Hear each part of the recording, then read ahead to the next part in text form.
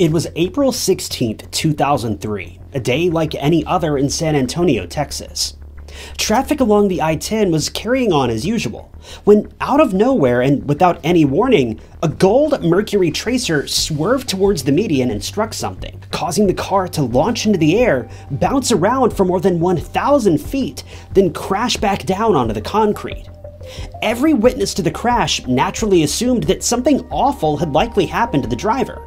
But here's the kicker. The car then just kept driving along as if nothing happened. The car continued down the highway for several more miles, before finally veering off the road near the Johns Road exit and crashing into a patch of trees. When investigators arrived at the scene of the crash, they very quickly learned something wasn't right here. The driver of the car had been mortally wounded, but his injuries weren't caused by the crash. Craziest of all, the victim's nipples had been removed, and he was missing a portion of his pinky finger. When detectives noticed that his hands and feet had also been duct taped together, well, that's when they knew they uncovered much more than a car crash. They had just stumbled onto a very bizarre crime scene.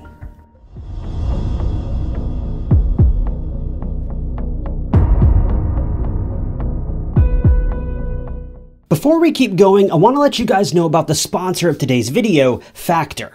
If you're getting too busy with your summer plans to cook, Factor can help you skip the process of making a menu, going to the store, prepping everything, and cooking meals that ultimately take you hours. Factor offers incredible flavor and nutrition that you just can't beat. With Factor's fresh, never-frozen meals, you can have an amazing dinner ready to go in just 2 minutes, giving you more time to take care of the things that matter most to you. If you're ready to stick to your wellness goals while also saving heaps of time, I strongly suggest you give Factor a try. Every meal features high-quality ingredients such as broccolini, leeks, or asparagus. The meal I had last night came with some shockingly delicious carrots, and I've never even liked carrots until now. There are more than 34 weekly restaurant-quality meals to choose from, including bruschetta shrimp risotto, green goddess chicken, and grilled steakhouse filet mignon, all of which are ready in just 2 minutes. Now, I've been super busy with the channel lately, so meals like this are incredibly convenient for me. If I'm in the middle of making a video, I can literally take just 2 minutes to make some dinner, then get right back to work. Without having to go to the grocery store multiple times a week, I've got so much more free time in my schedule. One of my favorite things about Factor is that it's extremely flexible as well. For example, if I know I have dinner plans with friends or family one day next week, I can adjust the size of my order or even skip that week entirely. That way I won't be wasting money on a meal that I know I won't end up eating. Head to factor75.com or click the link below and use code TIEKNOTS50 to get 50% off your first Factor box. That's factor75.com and use code TIEKNOTS50 for 50% off your first order. Thanks to Factor for sponsoring today's video. Colonel Philip Shue was a licensed doctor who worked for the Wilford Hall Medical Center, located on the Lackland Air Force Base. Colonel Shue was a soon-to-be employed psychiatrist at the facility and had worked for the Air Force for more than 23 years, with plans to retire in October of 2003. Philip wasn't your average veteran. He'd been decorated with more awards and honors than I can count, and was a man deeply dedicated to his country. His wife, Tracy, recalled Philip and said that she'd never met anyone else who had such a passion for life and all the little things that go along with it. Philip was fiercely loyal to his country and his uniform. Philip and Tracy had met back in 1988 when both of them were stationed at the Eglin Air Force Base in Florida. Philip had just been coming down from a very difficult divorce from his former wife, Nancy, with her seemingly taking every opportunity to make Philip's life difficult, at least in his eyes. Strangely, around the time of their divorce, his ex, Nancy, took out 2 life insurance policies on Philip, with each being valued at around $500,000. Philip did his best to have these policies canceled later on, but he wasn't able to do so, as the insurance agency claimed that he hadn't been the one who opened the policy, so they couldn't have them canceled without the policyholder's consent. Now, I'm certainly not a lawyer, but I don't understand how Nancy would have been able to take out a policy on Philip after the two had already been divorced, especially considering that their marriage had ended on very bad terms. But according to various sources, this was certainly the case. In fact, some sources even claim that these policies were given to Nancy as part of their divorce settlement. I just can't wrap my head around this, so if there's any divorce lawyers watching, be sure to let us know in the comments how all of this would have played out, because this just seems incredibly bizarre. And in reality, I'm not the only one who thinks this is strange. In fact, Philip found it very concerning as well. Philip wrote a letter to USAA Life Insurance, the company that offered the policy, and explained that the policy caused him to fear for his life, worrying that his former wife and her new husband may do anything within their power to claim the benefits of this plan, even if it meant ending his life. In his letter, Philip said, quote, "My former wife and her husband would prefer that I die of natural causes. However, the longer I live, the more tempting it becomes for them to act on their plans for my murder." While there isn't any foolproof evidence to claim that Nancy was in any way involved in the case, Philip certainly believed otherwise. His fears were heightened even more when he began receiving a strange series of letters in mid-1999. But these letters weren't from some deranged killer, as you may expect. Instead, they were from an anonymous author who was actually trying to help Philip, or so it seemed. The first letter was received in May of 1999. Philip had told his wife about the letters, and they scared him to such a degree that he even told his supervisors at work about them. The only problem is that no one outside of Philip's wife seemed to believe that the letters were anything to be concerned about. These letters Philip had begun receiving were more than just a little bit creepy, they were downright haunting. Just take a look at the first one and you'll see exactly what I'm talking about. Please read this letter. You may be in danger. I'm writing because I remember you as such a kind and caring doctor, and I can't just sit by and not help you by telling you what I know. I'll try to keep it short so you're certain to read it. A friend of mine who worked with Don, your ex-wife's husband, told me some scary things. I don't know Don or your ex-wife myself. Sorry, I don't even know her name. My friend told me they wish you were dead so they could collect life insurance. I don't understand why they would have life insurance on you, but that's what my friend told me. My friend thinks they may actually be planning something. I don't know if they would actually hurt you, but please be careful. I had to write. If I didn't, I couldn't bear the thought of something bad happening to you that I could have prevented by telling you what I heard. If I hear anything more specific, I'll let you know. Please be careful. Shortly after this, things started to go missing. For Philip, the most concerning item that was stolen was his laptop, which contained his nearly complete master's thesis. Philip reported his stolen laptop to the police in June of 1999, saying that he was working in the library when he stood up and left his table to go use the restroom. When he returned, his laptop was gone.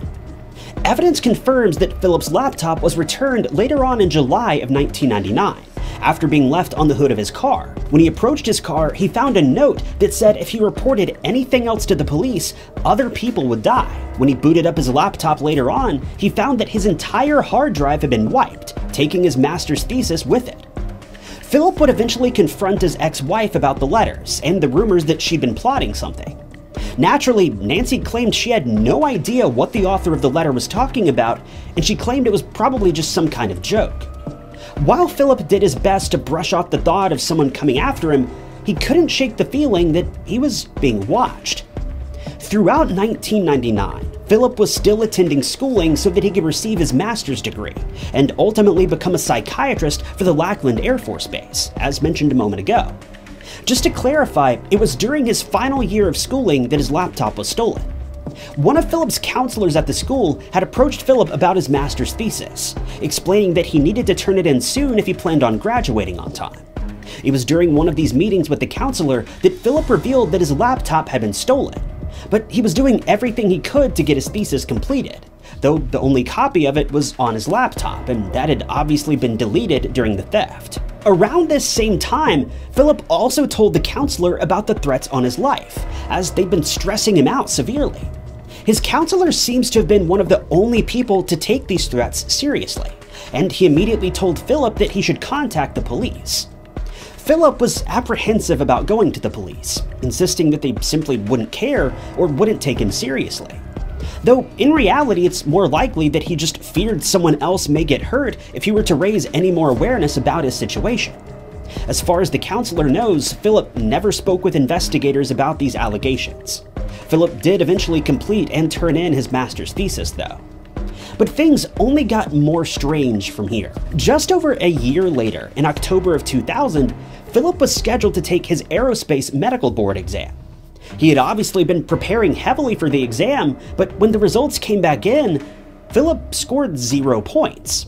It was as if he had never taken the test at all, but several people confirmed that he had been present that day, and had actually turned in his exam personally. The crazy thing is, his test was multiple choice, so at some point during the exam, even if he had guessed most of the answers, he was bound to at least get one response correct. The professors believed that, for whatever reason, Philip intentionally failed the test, though no one knows why. One theory is that Philip had become dissatisfied with the Air Force and wanted to send a message to his superiors. This rumor is furthered by the fact that he planned on retiring from the Air Force entirely and beginning to practice psychiatry in a private environment. This has never been proven, but it's certainly an interesting theory, though I don't understand why failing his exam would have proven anything to his superiors. In all reality, it would have just made things more difficult for Philip in the long run. But when looking at Philip's medical history, things get pretty concerning. He began reporting panic attacks in June of 1999, the month after he received that first creepy letter. His records indicate that by the end of 1999, his anxiety had grown to such a degree that it had progressed into symptoms of depression. He was placed on medication for depression, and in December of 1999, his symptoms had improved, but his underlying fears did not. He still feared for his life, but the medication took the edge off so that he wasn't so focused on it all the time. Over the following 3 years, up until April of 2003, Philip worked alongside a psychiatrist trying various medications to help remedy his panic attacks, but they persisted all throughout this time. Philip's paranoia grew to a worrying degree, and his panic attacks continued to worsen in severity, to the point that Philip began to fear he was going to have a heart attack. Philip's psychiatrist worried that he wasn't being entirely truthful in their conversations. It wasn't necessarily that Philip was lying to him, but he felt that Philip was, instead, withholding important details in some of the scenarios. But that's when Philip finally dropped a bombshell on the psychiatrist and revealed the story about the threatening letters. Philip knew that the story sounded crazy, but the psychiatrist noted that Philip's anxious response to telling the story indicated that he was, without a doubt, telling the truth. Around this same time, on April 11, 2003, Philip updated his will. He had previously had his son listed as a beneficiary. The problem is that his son was in the midst of some marital issues, and Philip feared that if he lost his life and his son received the money, he may end up losing most of it in a divorce settlement. To fix this, Philip updated his will, and everything that was going to be given to his son was now going to be given to his wife. While this is the official explanation to this sudden change in plans, other people believe Philip was making final arrangements as he knew his life was about to end. But more on that in a moment. Philip's concerns about his job performance were taking a heavy toll on him. He knew his anxiety and paranoia were affecting his ability to work, and he confided in his psychiatrist that he was worried he was soon going to be unable to do his job. But that's when Philip revealed the most concerning thing of all. He came in one day and revealed to his psychiatrist that he'd experienced what he called a dissociative episode. Philip elaborates on this by saying that he had an episode, or a vision would be a better way to put this, about driving to work one day and losing control of his car after a great deal of violence had been inflicted on him. Now, this may sound like something out of an episode of The Twilight Zone, but I assure you, this story is entirely true, and unfortunately for Philip and his family, his worst fears, right down to the very last detail, were about to come true. It was the morning of April 16, 2003, just days after his last meeting with his psychiatrist. Colonel Philip Shue was traveling along Interstate 10 just outside of San Antonio, Texas, just minutes after 8 a.m. 2 witnesses reported seeing Philip on the highway just after mile marker 543. They reported that immediately after this marker, Philip's car began to behave erratically. He would swerve in and out of lanes, eventually crossing the median and remaining here for several hundred yards, then weaving in between light poles. As he was traveling along the median, his car struck something, though we don't know what specifically. After hitting this object, his car became airborne, with some reports suggesting the car bounced several times over a span of 1,000 feet. I'm not sure what these reports mean when they say that the car bounced, but judging by the photos of the aftermath, it seems safe to assume the car had been through quite the ordeal. Regardless of the obvious damage to the car, Philip continued traveling down the highway for several more miles, with witnesses saying that Philip corrected the car and seemingly drove normally again throughout this time. However, 4 or 5 miles later, as soon as the car passed the Johns Road exit, it crossed the side median and drove directly into a patch of trees, striking 3 of the trees and coming to a halt after the driver's side smashed into one final tree with some serious force. Both of the witnesses claimed that the car had been seen driving between 60 and 65 miles per hour throughout the entire ordeal, and neither witness ever saw the brake lights on the car light up, not even once. Reports indicate that Tracy says that Philip left home early that day, at about 5:30 a.m., so that he could catch up on some paperwork that he'd been lagging behind on. He had coffee with his wife as usual, and the two talked about their plans for the future. Then he left afterward, telling his wife, "See you later." When he crashed his car later that morning, police noticed that Philip was actually headed in the opposite direction from his work, and no one knows what he had been doing between 5:30 and 8 a.m. It doesn't seem that anyone ever reported seeing him at work that morning, and none of the evidence found at the scene suggested that he had been there either. What he'd been up to during this time remains a mystery. When investigators and detectives arrived at the scene of the crash, they quickly determined that Philip had suffered fatal injuries. He was in such a bad state that there was never any attempt to resuscitate him. Police and first responders were initially treating the case as a simple car crash, but that's when they noticed the duct tape. When investigators made it to the scene of the crash where Philip's car had come to rest, they removed the door of the car and uncovered several pieces of evidence that just didn't make sense. They first noticed the strips of duct tape that had been wrapped around his wrists and ankles, with around 4 or 5 inches of tape dangling off of each extremity. Stranger yet, his work uniform had been ripped open and was covered in blood.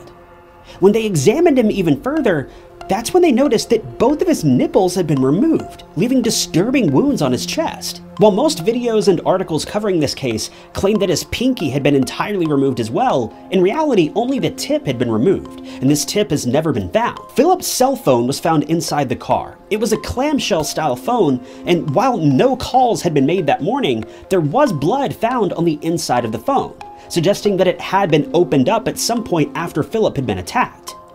Philip was known to have had at least $47 in his wallet, but his wallet was missing and the wallet pocket on his pants had been cut open. But investigators don't believe this would have been a severe enough cut to cause his wallet to fall out somewhere, suggesting that they believe it was either ditched or stolen. The only other suspicious items found inside the car were a straight razor, 2 pocket knives, a latex glove, and some medical needles. Philip's DNA was later found on both the glove and one of the knives, but there was no DNA from anyone else inside the car or on any of the other items. The latex glove doesn't appear to have been ever worn, and detectives claim that the knives they found would not have been sharp enough to inflict the injuries that Philip was found with. A large wound was found in Philip's chest during the autopsy. This wound, according to the autopsy report, does not appear to have been caused by the crash. It seems as though it was inflicted just minutes or hours beforehand. The coroner reported signs of hesitation around the wound, suggesting the perpetrator was either nervous or wanted to make the wound as painful as possible.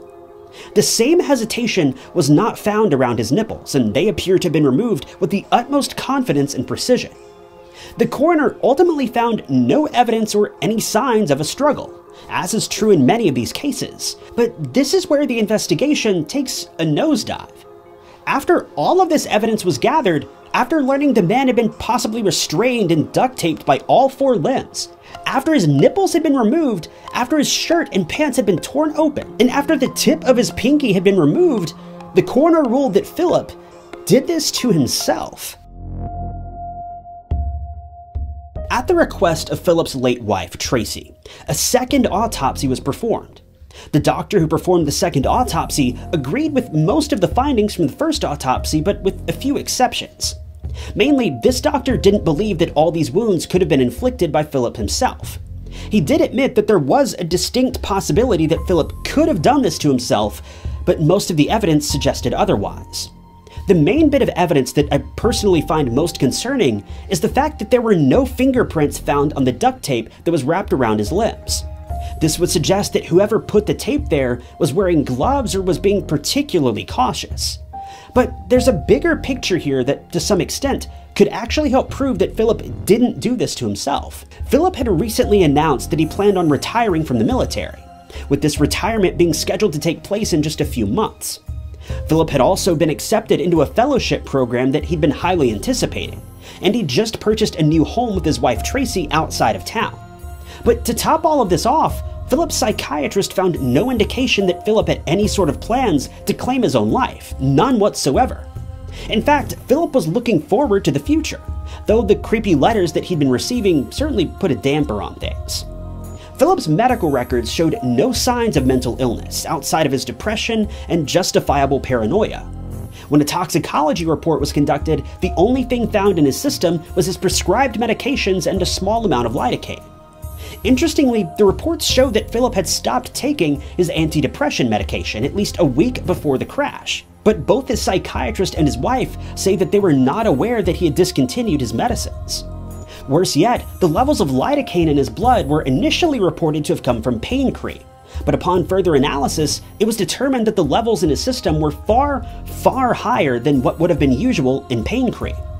And that's when investigators remembered the pack of surgical needles that had been found in his car. Investigators have concocted a narrative that, when you really think about it, could make sense. They believe since Philip worked in a hospital, he was able to procure lidocaine injections for himself. They believe that he would have used the lidocaine prior to inflicting the injuries on himself. While this does make sense in a way, it doesn't explain the hesitation that was found around his chest wound or why he would have done this in the first place. Now, some reports say that this chest wound was quite deep, as were the wounds to his nipples. But I was able to locate an official legal report about the incident, and this report claims that all of Philip's unusual wounds were just superficial, meaning that they didn't penetrate deep enough to cause any lasting damage or threaten his life. So if this is true, the hesitation found around his chest wound may have meant that Philip did, in fact, inflict the wound upon himself, but he was apprehensive about doing so, either because of the pain or because he was unsure that he wanted to go through with it. To make things even more interesting, the duct tape that was found wrapped around his wrists was not tied in a way that would indicate that he was fully restrained by someone. In fact, the method in which the tape was applied wouldn't have restrained him at all. Now, I don't fully understand how the police described the tape being wrapped around his wrists, and there's no public photos from the case to prove anything. But they claim that any grown person would have been able to break the tape due to the way that it had been wrapped, even if it was tied behind their back. There were also no signs of stretching on the tape, as you might expect if someone was struggling to break free. But there's still one other piece of evidence that just doesn't make sense. The missing tip of his pinky finger. According to first responders, while this is certainly a strange clue, it's most likely that he lost the tip of his pinky in the car crash. First responders noted that while there was a sizable amount of blood on Philip's clothing from his other injuries, there wasn't a large amount of blood coming from his finger, suggesting that it may have been cut off after he passed away, possibly being severed by glass or by his own car door during the crash. Now, we're all obviously asking the same question here. Did Philip really do all of this to himself? And if not, who's to blame? Well, according to his wife Tracy, the answer lies in another question. Who stood to gain the most? Tracy Shue has been very outspoken about Nancy, Philip's first wife, and her potential involvement in Philip's demise. Now, as I mentioned at the beginning of the video, there's no evidence to suggest that Nancy or her husband were involved outside of the mysterious letters that Philip had received. But in 2008, Tracy and Nancy were involved in a lawsuit with one another. During this lawsuit, Philip's passing was officially reclassified, and it's now being listed as a full-blown homicide. This allowed USAA to release the funds of Philip's life insurance. And who received them? Nancy and her husband. Tracy did her best to sue for the money, but she ultimately lost the court battle, and the funds were handed over to Nancy. It's been reported that only $500,000 was paid out to Nancy though, and we know that Philip had 2 policies, so I don't know where the other money went. It may be best to assume that this is why Philip changed his will, and he somehow managed to get the second policy switched to his current wife's name, but this is just a guess. I really don't know what happened to the rest of the money. So who's to blame here? Well, we still don't know. More than 20 years later, the case remains as mysterious as the day that it happened. There's so much that can't be explained here, such as why Nancy was given 2 life insurance policies on Philip's life, who had been writing the mysterious letters that Philip received leading up to the crime, and even stranger, how Philip had such a bizarre premonition about his crash just days before it happened. Well, there is one explanation for Philip's bizarre premonition about his crash. He planned it. He planned it down to the last detail. Now, I have a hard time believing the theory that Philip did this to himself, but it is possible. But considering the courts in 2008 determined that the case is now reclassified as a homicide, I mean, we just don't know. I could see this case going either way, especially considering that Nancy, Philip's first wife, has refused to make any comments about the case. In fact, she's pleaded the fifth more than a dozen times when asked about Philip's final moments. In a letter to USAA, written back in 1999, Philip implicated his ex-wife, Nancy, and said, quote, "Thoroughly examine my eventual death for evidence of foul play, even if, on the surface, the cause would appear to be natural or accidental." And wiser words may never have been spoken. Thank you guys for tuning in to another episode of True Crime Stories. If you want to see more true crime documentaries like this, be sure to hit the like button and subscribe. If you'd like to help support the channel, the best way you can do that is simply by leaving a comment below. Any comment at all. It helps out the channel a lot more than you may realize. If you want to help out financially, you can do that by clicking the blue join button below, or by picking up a True Crime Stories mug from TyKnots.com. But with that, my name is Ty Knots, and I'll catch you guys in the next video.